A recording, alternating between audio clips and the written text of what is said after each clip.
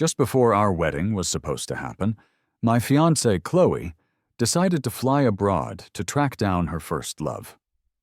In response, I went on social media and publicly declared my own first love was back in my life. This sent shockwaves through our circle of friends, as everyone was well aware of how deeply I had once adored Khloe.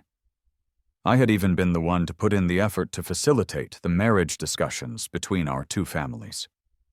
When Khloe returned, she confronted me with a mocking tone, questioning what kind of stunt I was trying to pull. I simply pulled my true first love, Maya, into a hug and gave Khloe a look of complete unfamiliarity, asking her who she was. The day Khloe's new flame, a celebrity named Ethan, left the country, my social media accounts were inundated with a storm of insults. His dedicated fan base launched a vicious campaign against me, claiming that their beloved star was forced to abandon his career in China because of threats I had made. They painted me as the archetypal villain, the wealthy heir of a powerful corporation who used his influence to intimidate his romantic rival. Their narrative was bolstered by the fact that on the very day our engagement was announced, Khloe had made a public appearance at a charity gala with Ethan on her arm. Their body language was undeniably intimate, and when reporters pressed her about her supposed engagement to me, she simply offered a cold, dismissive smirk, saying nothing and showing a complete lack of respect for me or our families. The rumor mill began to churn at a furious pace. So-called neutral observers online claimed that I had leveraged my family's business connections to pressure Khloe's family into the marriage, all because of my own obsession with her. They spun a tale suggesting that my jealousy over her history with Ethan had driven me to retaliate against him by forcing him out of the country. These rumors became so pervasive that even my closest friends started to believe that my love for Khloe was entirely one-sided and unrequited. The truth, however, was that the marriage proposal had originated from Khloe's parents, not mine. I had no hand in initiating it. I had been hesitant about the whole arrangement, but eventually I picked up my phone to call Khloe. It took a while for her to answer, and when she finally did, her voice was laced with impatience. "What is it now?" she snapped. I hesitated for a moment before speaking. "Where are you? I think we need to talk." I could hear her click her tongue in annoyance on the other end of the line. "We aren't even married yet, Leo. What makes you think you have the right to control my movements?" Faintly, through the phone, I could make out the muffled sound of airport announcements. "Are you at the airport? Where are you going?" I asked, my own frustration growing. Her tone was dripping with irritation and disdain. "I'll go wherever I want. It's none of your business. What exactly did I do to make you so angry that you'd go along with this ridiculous marriage proposal just to coerce me with your company's influence?" she demanded. Khloe scoffed. "You were the one who wanted to break up back then, remember?" She was right. I paused, the memories flooding back. Back in college, my feelings for Khloe had been genuine. It had taken a significant amount of effort to win her over, but soon after we started dating, Ethan appeared in our lives. He never hesitated to mock me, telling me that Khloe's feelings for me weren't real, and that if he so much as beckoned, she would leave me without a second thought. Whenever I tried to subtly suggest that Khloe should create some distance from Ethan, she would brush off my concerns, insisting they were just friends and telling me not to be so petty and insecure. These conversations invariably spiraled into heated arguments. Not long after, the college's online forum was flooded with posts that ridiculed me, labeling me as Khloe's loyal puppy. I went from being a popular campus figure to the butt of jokes and gossip. Eventually, I couldn't take it anymore and decided to end our relationship. When I broke up with her, she was silent for a long time, before she bit her lip and said, "Fine, Leo. If you break up with me now, don't you ever come crawling back." I honored her wish and never reached out to her again. I never imagined that 5 years later, our parents would select Khloe as a prospective match for me. and that she would completely misunderstand the situation, believing I was the one threatening her into a marriage she didn't want. Regarding the marriage, Khloe, I tried to explain my side of the story, but she cut me off sharply. Don't worry, she sneered, her voice cold. I don't like you, but I'm not going to abandon my family's company over it. You want the title of my husband, Leo? Fine, I'll give you that. But don't you dare expect anything more from me. The very next day, photographs of Khloe and Ethan shopping together abroad surfaced online. Khloe was pictured carrying bags from several luxury brands, a wide, happy smile on her face, while Ethan held her hand, their fingers tightly intertwined. One particularly intimate photo showed them standing close, their faces just inches apart, as if they were about to kiss. The photographer had posted it casually on their social media, with the caption, "Spotted an incredibly attractive couple while traveling abroad. So sweet." The post quickly went viral. Isn't that the celebrity, Ethan? And the woman with him is Khloe, right? One comment read. Leo must be having a major meltdown right now. Sure, he has money and power, but Khloe still clearly prefers Ethan. Our Ethan has a charm that no one can resist. People online gushed about how perfectly matched Khloe and Ethan seemed. Some even managed to dig up our old college forum history. Oh my God. Apparently, Leo used his position as a department head in college to make things difficult for Ethan, someone posted. I vaguely recalled the incident. Ethan hadn't fulfilled his responsibilities within our student department, so at the end of the year, I hadn't nominated him for the Outstanding Member Award. This seemed to have infuriated him. He complained that he needed the award for his scholarship application, but he never once acknowledged his own lack of effort and commitment. Khloe had witnessed the whole thing and urged me to give the award to Ethan, claiming there weren't many available spots. I refused firmly, emphasizing how unfair it would be to the other members who had worked diligently all year. Khloe disagreed, arguing that not everyone needed the award as desperately as Ethan did. I stood my ground, stating that if he needed it that badly, he should have demonstrated some effort from the beginning. For the first time, Khloe argued back, calling me heartless. Later, she managed to add Ethan's name to her own project, and he secured his scholarship that way. Now, this old story was resurfacing, but it was being twisted and taken completely out of context.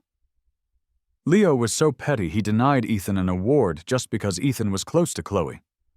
Some posts even claimed Ethan was a struggling student entirely dependent on scholarships, and that if it weren't for Khloe's help, he would have been unable to pay his tuition. This distorted narrative caused an uproar and triggered a wave of outrage from Ethan's fans. They began doxing me, unearthing all of my social media accounts, even the obscure ones I barely used. Videos of my pets were suddenly flooded with hateful comments.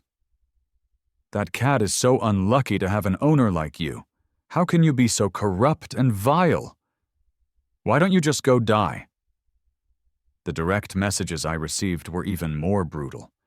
Some people went as far as to send me black and white, funeral-style photos of my entire family, with captions like, "Hope your whole family goes to hell." Days of this relentless online harassment left me feeling completely drained and dejected. Then, as flu season began, I came down with a high fever. My head was spinning, and I felt utterly miserable. Lying in bed at home, I kept calling Khloe, hoping she would finally step up and explain the truth to the public. This vicious campaign had started to involve my family, and I couldn't just sit by and do nothing. The fever left me disoriented and aching all over. I lost count of how many times I called her, one after another, but no one ever picked up. The hateful words from the internet echoed in my mind, and a deep sense of regret began to take hold. Why had I ever agreed to this ridiculous engagement? What had I ever seen in someone like Khloe? Over and over, I dialed Khloe's number, fully intending to call off the engagement the second she answered. But the phone just kept ringing, unanswered. In my feverish daze, I must have misdialed because I accidentally called a different number. A soft, gentle female voice answered the phone. "Why are you calling me?" she asked. When I regained consciousness, I found myself in a sterile hospital room. A beautiful woman was standing by my bedside. "How are you feeling?" she asked. Her voice cool, yet filled with a gentle concern. The moment I saw her face, a wave of excitement washed over me. "Maya, you're finally back!" The person I had just addressed stiffened. I reached out and held her, unable to stop the words from tumbling out. "I had a terrible fever, and I couldn't reach you. We're getting married in a month. Where have you been?" After I said this, Maya paused, silent for a long moment. "Who am I?" she asked quietly. I was confused. "You're Maya, my fiancé. What are you talking about?" Maya's eyes widened, and a faint blush appeared on her cheeks. "Unbelievable," I said, thinking she was joking. "What do you mean? Are you trying to back out of the wedding?" Maya's eyes flashed with an unreadable emotion. "Haven't you always liked—" Before she could finish her sentence, I interrupted her coldly. "Maya, we are getting married in 1 month. Are you seriously trying to back out now?" We stared at each other for a tense moment before she reached over and pressed the call button next to the bed. "Doctor, could you please come in? I think the patient might be experiencing some memory issues." My parents arrived shortly after the hospital staff had completed their diagnosis. The doctor explained that I was suffering from temporary memory loss, likely brought on by the high fever. Physically, I was fine, but there was no telling when or if my memory would return to normal. My mom and dad stepped out of the room to have a private conversation with the doctor, leaving Maya and me alone. I tugged on her sleeve, feeling bewildered. Did I really mess up my memory? But I clearly remember that we're supposed to get married next month. I could see Maya's breathing become a bit erratic as she gripped my hand tightly. "Leo, you heard what the doctor said. I like you, and I am willing to marry you. But what happens after your memory comes back? When you realize it's me you're marrying, will you regret it?" I interrupted her before she could continue. "I won't regret it. I'm an adult, and I'll stand by my choices." Maya seemed stunned by my declaration.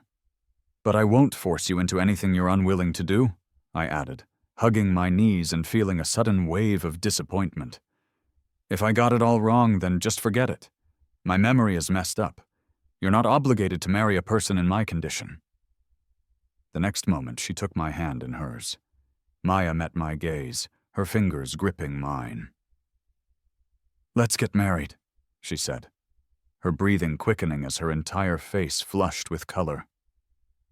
"Next month, just like you remember." I was discharged from the hospital soon after, but my family remained strangely tight-lipped about my past, avoiding any detailed conversations. My phone, it turned out, had been lost somewhere when Maya brought me to the hospital. When I announced to my parents that the wedding with Maya was on for next month, they agreed without much fuss. With the wedding day approaching, preparations were soon in full swing. I enthusiastically dragged Maya around with me, looking at wedding bands, dresses, and venue decorations. After we had finally picked out our rings, I sneakily snapped a photo of Maya wearing hers and posted it online with a playful caption, "We picked out the rings. Someone's taste isn't quite as good as mine." I had expected to see a few nice comments from friends, but instead, my comment section exploded with confusion. "Huh? Am I seeing things? Did Khloe get some cosmetic work done? She looks good, though. Are you blind? That's clearly Maya." Still feeling confused by the comments, I received a barrage of messages from my best friend, Ben. "Did you dump Khloe?" he asked. I started to type a reply. "Who's Khloe?" But before I could hit send, Ben sent me a location pin for a bar. "Same place tomorrow afternoon. Drinks are on me. We need to chat." The next afternoon, I went to the bar Ben had indicated. Just as I sat down, some guy I didn't recognize walked over to my table. "Leo, what's with the sudden engagement to Maya? Didn't you always have a thing for Khloe? You can't just cave because of a little online drama." Before I had a chance to respond, Ben returned with our drinks and overheard the man's comment. "Why are you bringing that up?" Ben said, his tone sharp. "I've told you before, Leo isn't someone to be strung along, which is exactly what Khloe does. Say it again, and our friendship is over." The guy awkwardly fell silent. The atmosphere became tense, and I couldn't help but ask, "What are you guys talking about? I've always liked Maya. Even if it was an arranged situation, our families have always been close. There's never been room for anyone else." As soon as I said it, the entire room seemed to go quiet. Everyone was looking at something or someone behind me. I turned around and saw a woman standing there, looking incredibly upset. For some reason I couldn't explain, I could feel waves of anger radiating from her. "Leo," she began, her voice strained, "I was gone for just a few days, and you start saying things like this? A few photos are all it takes to set you off? Haven't you grown up at all?" The woman's face darkened with fury. "You like Maya, huh? Fine. Cancel the engagement. Go be with Maya." I wondered who this person was, but I was too busy feeling incensed by her sudden outburst. "Which rock did you just crawl out from under? Of course I'm with Maya. Who else would I be with if not my future wife? If your mind is so messed up, you should go get it fixed instead of picking fights with strangers. Do you not own a mirror? Have you ever heard of a reflection in the water? Go take a look at yourself. You don't even hold a candle to Maya's little toe." I started ranting at the woman, and her face just grew darker and darker, her eyes wide with disbelief. "Leo," she said, her voice dangerously low. "Is this some new trick you're trying to pull? I'm warning you, don't push it too far." Someone behind me tugged on my shirt and whispered urgently, "Leo, what are you doing? That's Khloe we're talking about. Haven't you always been in love with her?" Khloe. That was the name that kept popping up over and over again. I pointed at myself in disbelief. I like her? Images of Maya, my parents, and their strange, guarded reactions flashed through my mind. Was it possible? Did I used to like someone like this? "I've told you many times, Leo," Khloe said, her tone now mocking. "I'm okay with the arranged marriage, but I will never, ever like you." Looking at her, all I felt was a profound sense of disdain. "If I ever liked you before, I must have been completely blind. I like Maya now. So do me a favor and get as far away from me as you possibly can." "You—" Khloe looked utterly enraged and grabbed my wrist. "What game are you playing at now?" Just then, someone stepped between us, and the cool, steady voice of Maya sounded in my ear. "Stay away from him!" When Maya appeared, I immediately took her hand. Seeing this, Khloe's expression soured even further. "Leo, do you really think that by doing this I'll fall for you again? Are you trying to make me jealous by using Maya? Don't forget, you've already tried this trick on me before."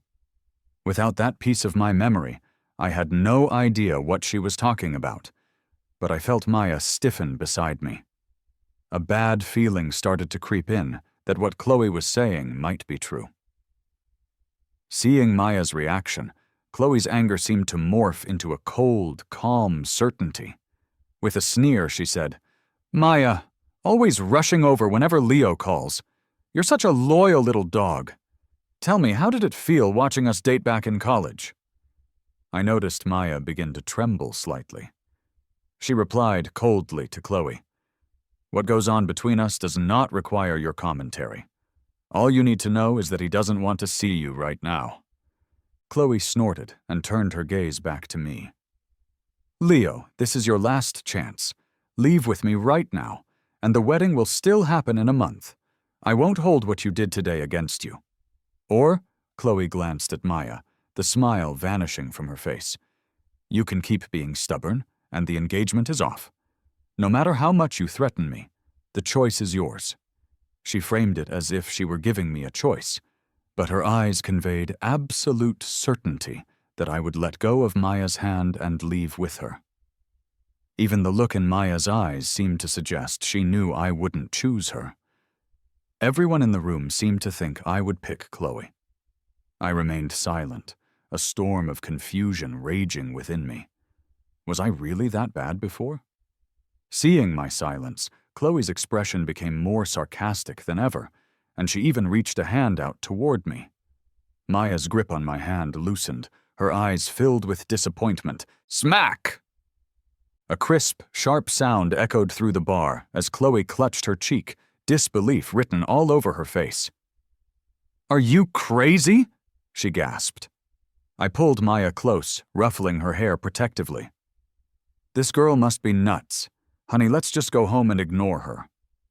Since I'd gotten out of the hospital, Maya and I hadn't been this physically close. Calling her honey seemed to make her tense up, but on the other side of us, Khloe looked completely shocked. Sure, let's go home, Maya said, turning and snuggling into my arms. Ben was the first one to catch on and play along. He feigned surprise. You're not even married yet, and you're already all over each other. Don't go overboard, you two. Most of our other friends quickly understood the situation and joined in the light-hearted teasing. But not Khloe. She stood in the corner, her face sullen, staring hard at me as Maya and I left, as if she was trying to see right through me. A few days later, Khloe suddenly made a public announcement that she was in a relationship with Ethan. The news caused an uproar. It was one thing for fans to speculate about the couple, but for Khloe, a wealthy heiress, to announce it herself was another story entirely. Dating someone from her family's own entertainment roster was explosive news.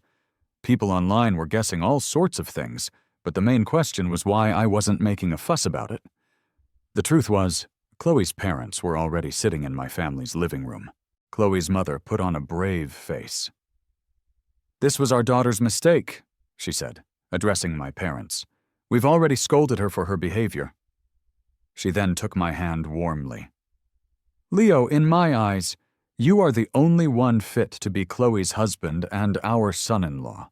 Ethan is just an insignificant actor. We can't possibly let her marry him.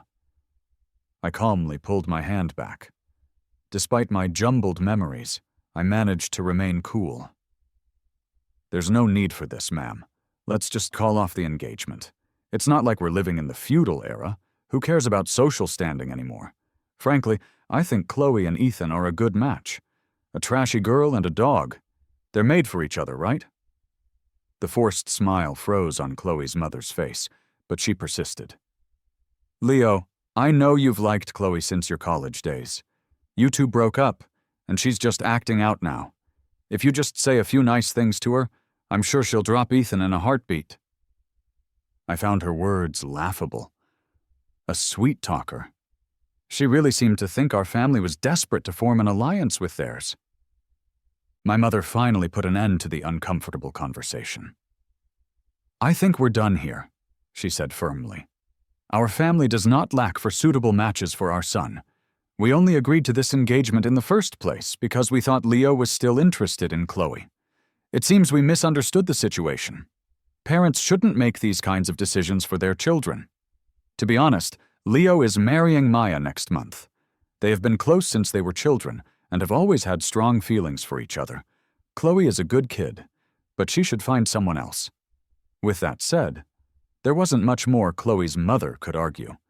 I'd had enough of the tense atmosphere, so I went out to the garden for a cigarette. Unintentionally, I overheard Khloe's mother on the phone. You ungrateful brat. You're driving me mad. It's like you have no brain at all. You agreed to the engagement, and now you're running around with some pretty boy actor.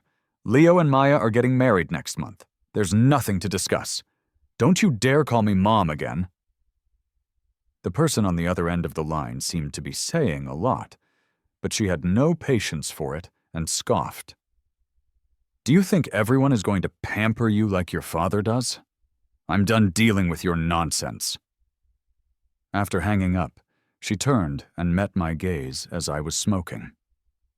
A flicker of awkwardness crossed her face, and she let out a deep sigh.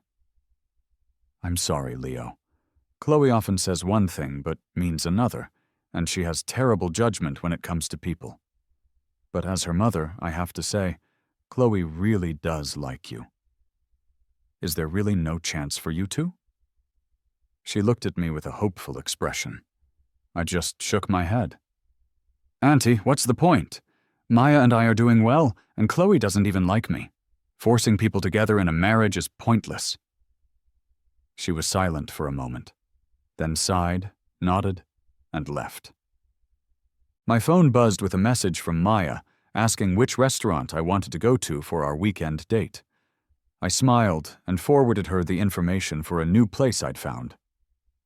Maya responded with a simple, "okay" emoji, indicating she would make the arrangements. My gloomy mood lifted instantly, and I walked back inside with a bounce in my step. Some bad memories are best left forgotten. At first, the news about Khloe and Ethan created a huge fuss online, but overnight, all the articles and posts about it were mysteriously pulled down, as if the story had never happened. Curious netizens were left wondering what was going on, but Ethan, who was usually very active on social media, suddenly went completely silent. I surfed online, caught a glimpse of the disappearing drama, and then moved on. The wedding was just around the corner, and both Maya and I were incredibly busy with preparations. A week later, I had a follow-up appointment at the hospital. Maya wanted to come with me, but knowing how hectic her work schedule was, I insisted I would be fine on my own. After picking up my diagnosis report, I was heading downstairs when I ran into Khloe, who was standing alone in the lobby. She looked up when she saw me, and I noticed the dark circles under her eyes. I pretended not to see her and planned to walk right past. "Leo," she called out, her voice strained. She seemed to have had enough of me ignoring her. I turned around, frowning. "Whatever you want to say, just spit it out." A muscle in Khloe's forehead twitched, as if she was unaccustomed to my blunt tone. "The marriage issue," she started, then pressed her lips together, not saying another word. Just as my patience was about to run out, a man's voice came from behind her. "Khloe, who are you talking to?" Ethan, wearing a face mask that only showed his eyes, was holding a bag. When he saw me, his eyes darkened for a moment, but he quickly composed himself. "Oh, Leo, it's been a while. Hello, Senior," he said, tugging on Khloe's arm. "I've seen the doctor. Let's go." However, Khloe remained still, her eyes fixed on me. Ethan's expression stiffened, but he forced a smile. "I get it. Khloe just got back, so it's normal for you two to catch up." He jutted his chin out, acting magnanimous. "I'll be waiting for you over there." I looked back and forth between Ethan and Khloe. "So, you two are really together?" Khloe's breathing hitched. "And what if I say it's true?" I nodded slowly. "You two make a great pair. I wish you both happiness. Just remember to give me 2 red envelopes for my wedding." Leaving those words hanging in the air, I turned to leave, but Khloe gripped my wrist, her voice tinged with anger. "Years have passed, and you still won't listen to my explanation.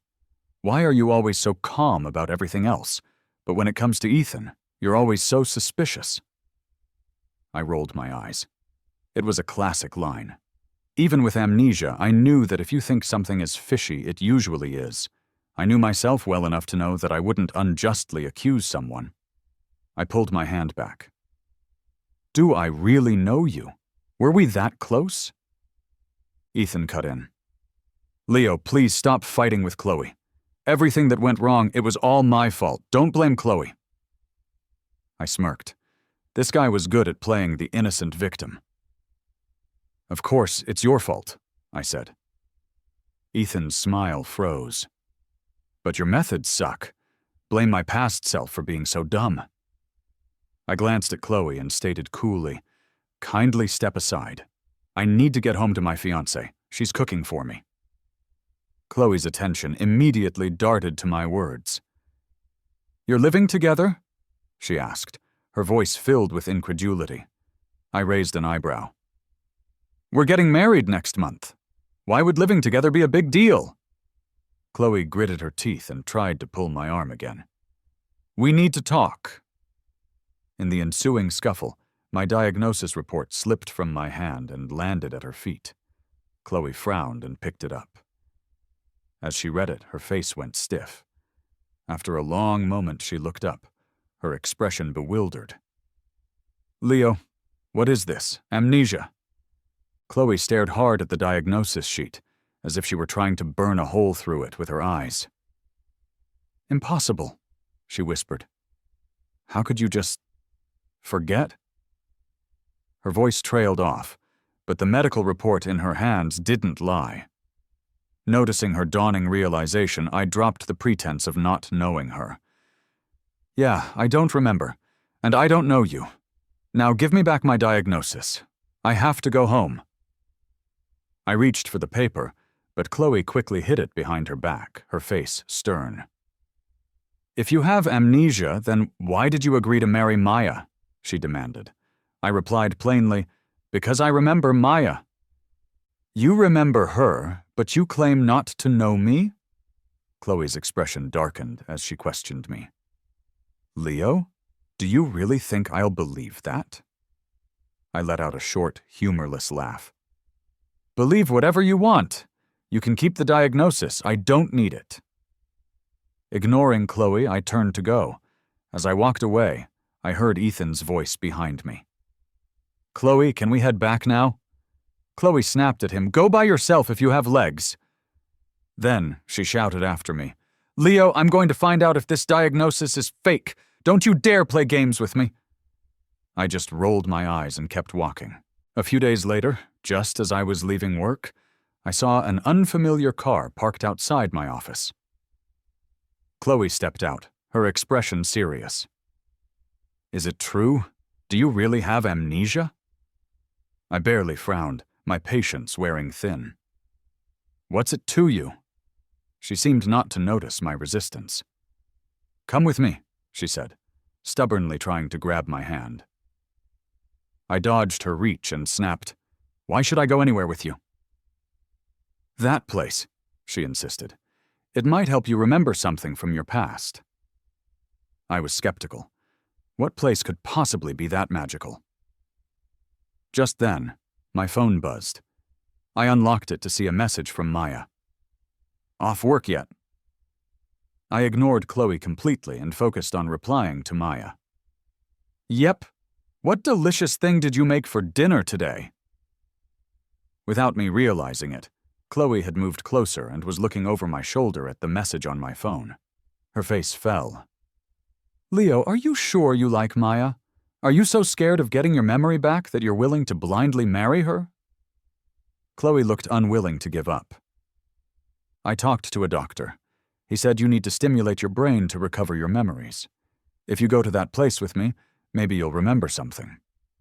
I turned off my phone and looked her directly in the eyes.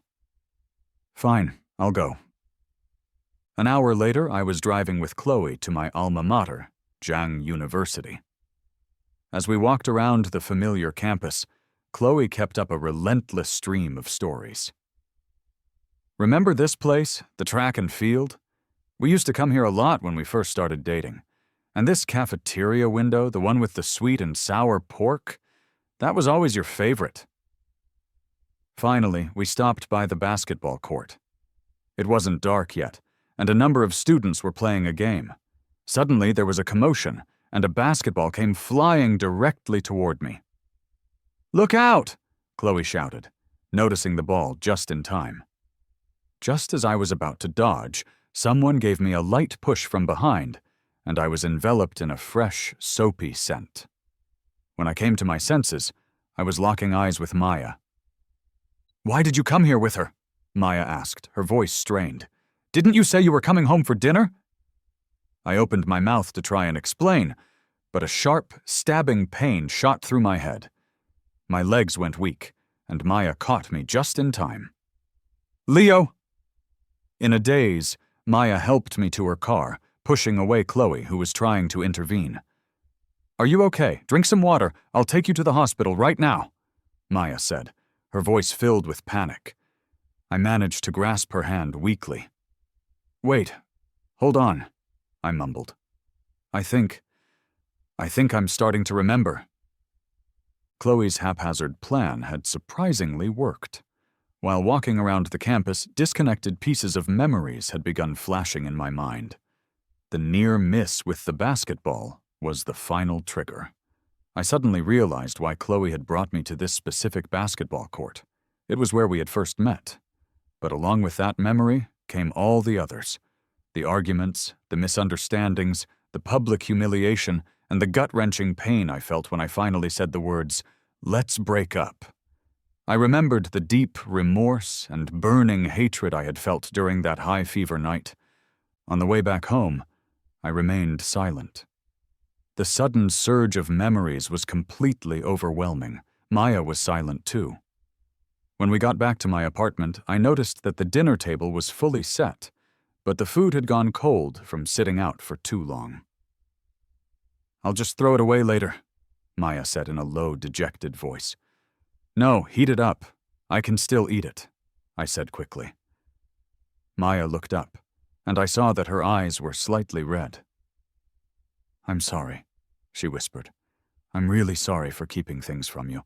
The wedding is in a week. If we cancel it now, we still have time.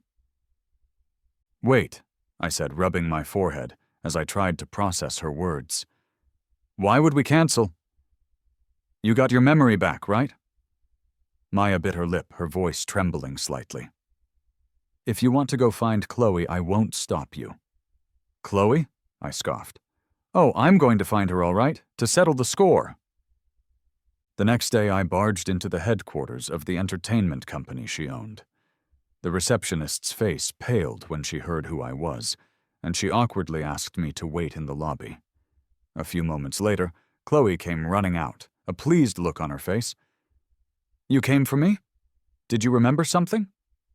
I nodded grimly. Yeah, I remembered. I remembered that I have a score to settle with someone. Get Ethan out here. I had timed my visit perfectly, knowing that Ethan was in the office that day. Before I lost my memory, I had been subjected to a heavy online attack while I was sick and vulnerable. He had gotten off easy for far too long.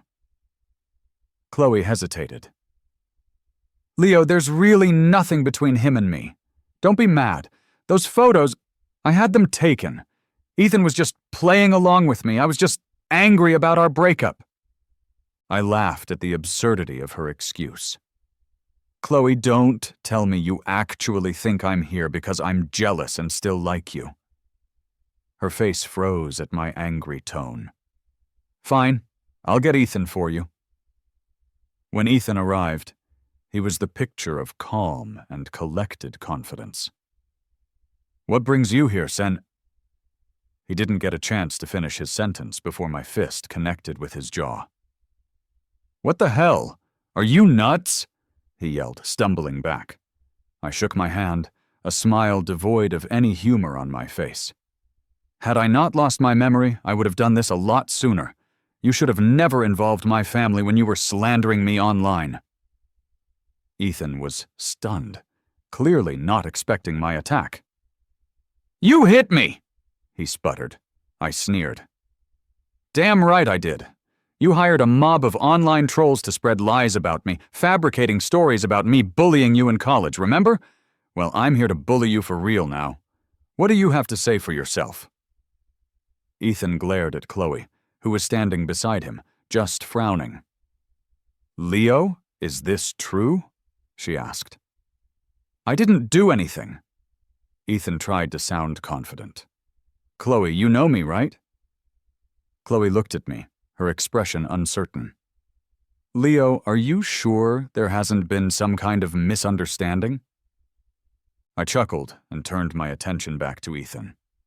You really thought your actions were flawless, didn't you? His face stiffened. What are you talking about? He asked, forcing a smile. I waved my phone, showing him the screen where his name was splashed across the top 3 trending topics online. Ethan disgusting was the first headline. With trembling hands, he clicked on the link.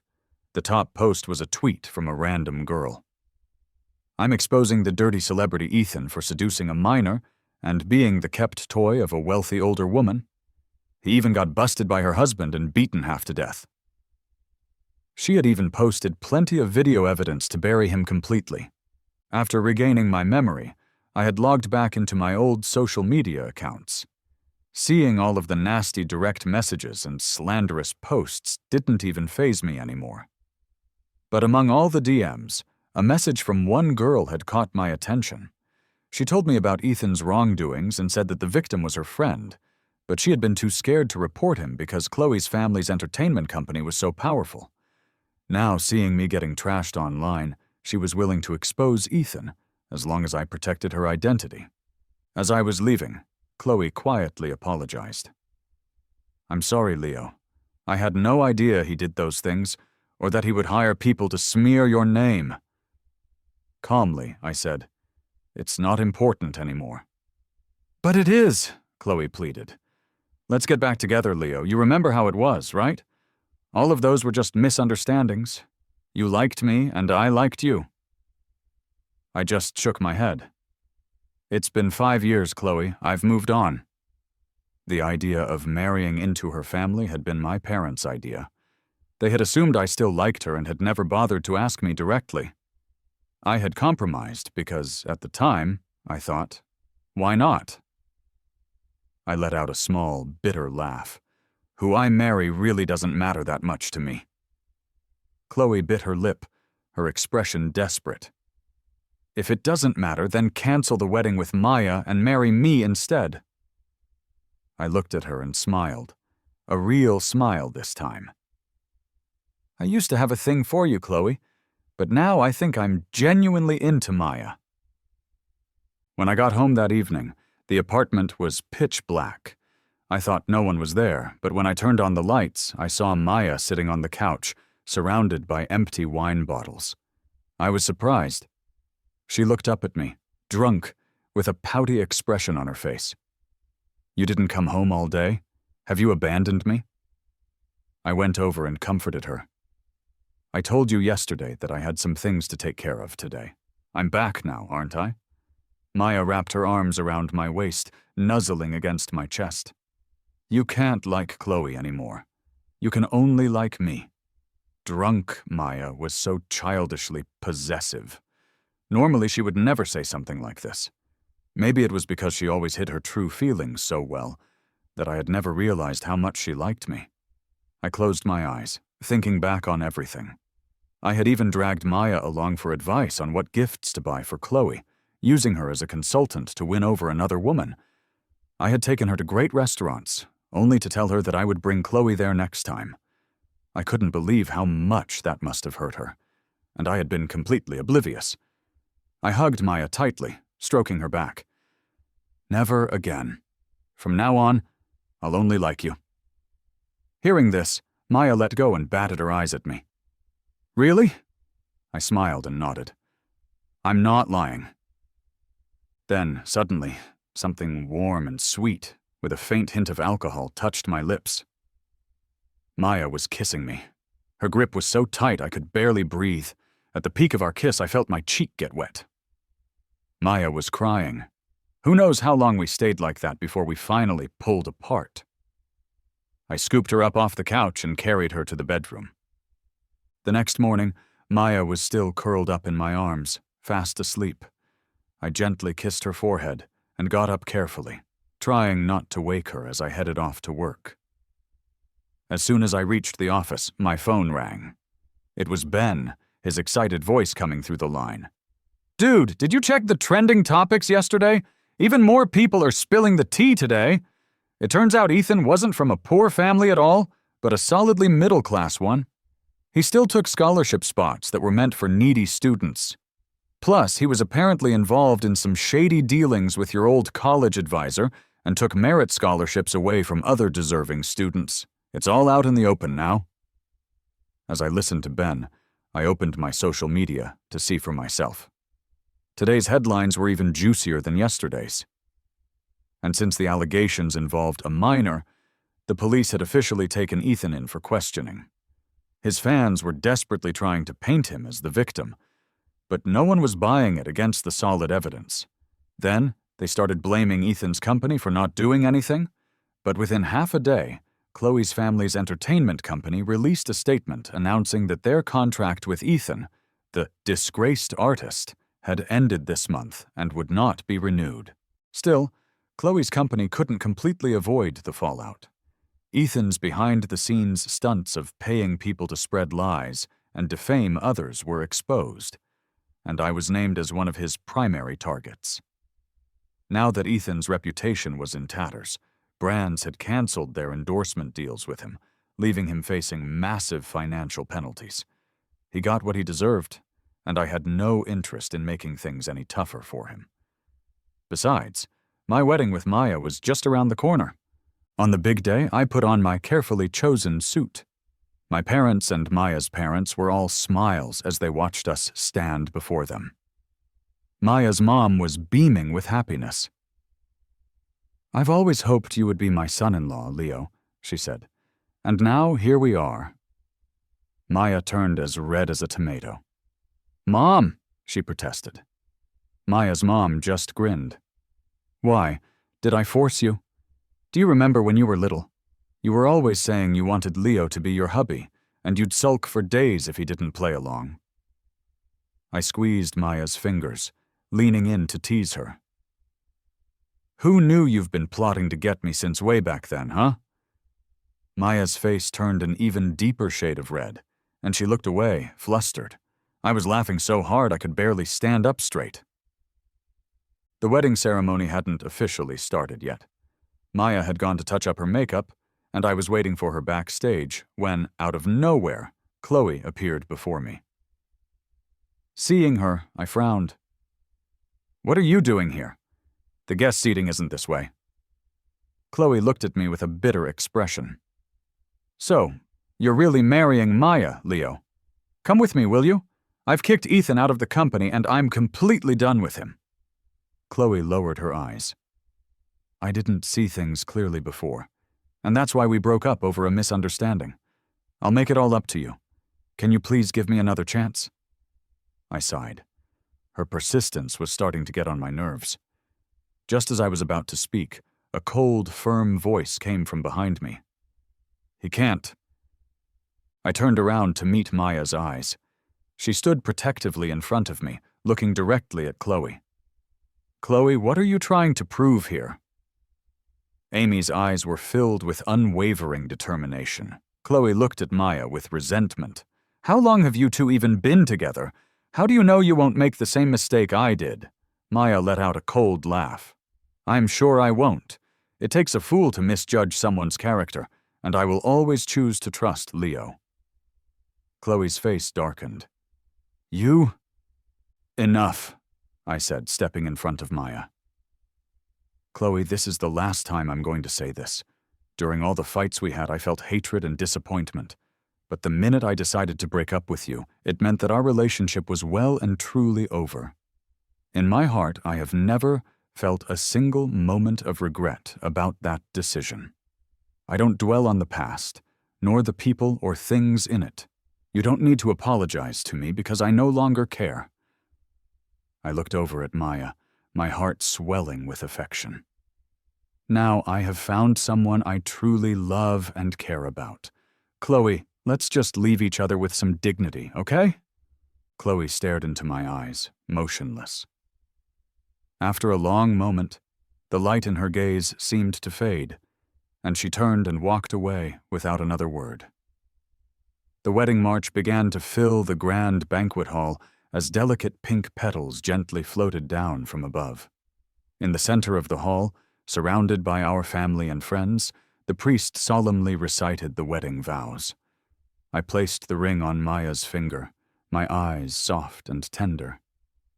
I do, I said. Maya smiled back at me, her eyes shining. I do too. As fireworks burst outside, we embraced and kissed amidst the cheers and applause of everyone we loved.